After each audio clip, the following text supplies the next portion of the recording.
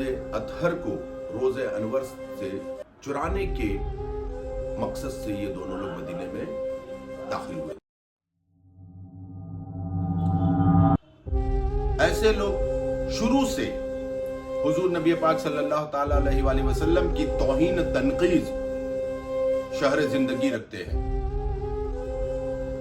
एक जमाने में ऐसे ही दो लोग मकसद लेकर के मदीने में दाखिल होते हैं और अपने आप को सूफी और आलिम और एक सालेह बंदे के शक्ल में लोगों के सामने आते हैं,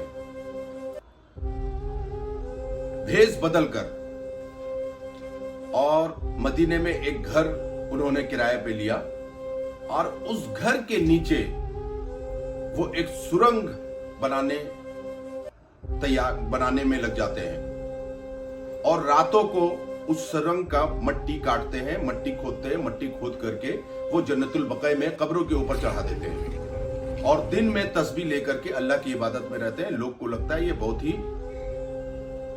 आलिम है और बहुत ही परहेजगार है, बहुत ही, और गरीबों में माल तकसीम किया करते थे।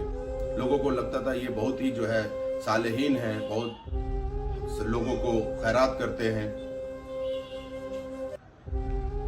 ये अपने मकसद में पहुंचने ही वाले थे कि ऐन वक्त में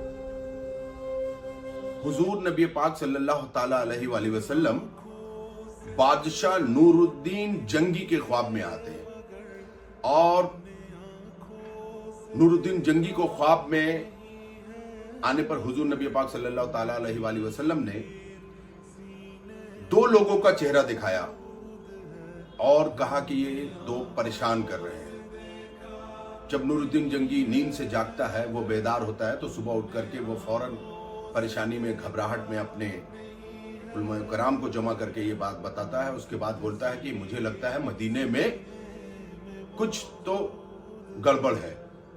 वो अपने फौज को तैयार करता है और फौरन वहां से निकलता है मदीने के लिए और वो इतनी तेजी से मदीने पहुंचता है। मदीने पहुंचने के बाद वहां सारे मदीने के लोगों को दावत आम करता है, सबको दावत पे बुलाता है और सबसे मिलना चाहता है।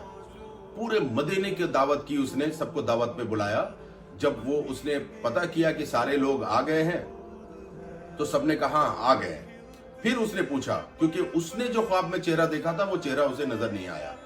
इसने फिर पूछा तो उसमें एक शख्स बोलता है कि हाँ सब आ गए हैं, बस दो को छोड़ करके, क्योंकि वो तो खुद सालेहीन है, वो तो खुद गरीबों को देते रहते हैं और वो दावत करते रहते हैं, तो उनको आपके माल से कोई गर्ज नहीं है।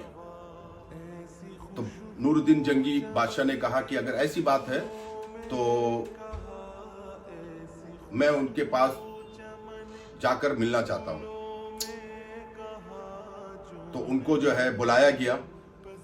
आया जब सामने तो ये वही चेहरे थे जिसने जो ख्वाब में देखा था उसने। अब ये कंफर्म हो गया। पहले शक हुआ था वो दो लोग नहीं आए, तो जब आ गए उनके पास पेश किया गया तो ये दोनों वही थे।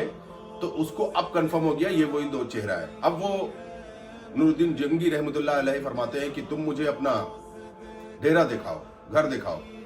तो जब वो घर दिखाने ले गया तो देखे कि जानेमाज मुसल्ला बिछा हुआ है, तस्वीदाना टंगा हुआ है।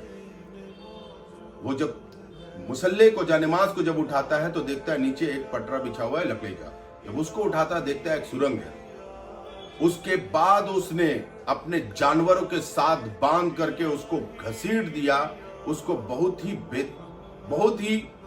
बड़ी सजा दी। और उसके बाद पूरे मदीने में घुरता रहा नूरुद्दीन जंगी रहमतुल्लाह अलैह। पूरे मदीने में सुल्तान नूरुद्दीन जंगी घूमता रहा, रोता रहा और शुक्र अदा करता रहा अल्लाह का कि हुजूर के लिए ये पूरी कायनात है। अल्लाह ने उनको बादशाह का ताज पहनाया है।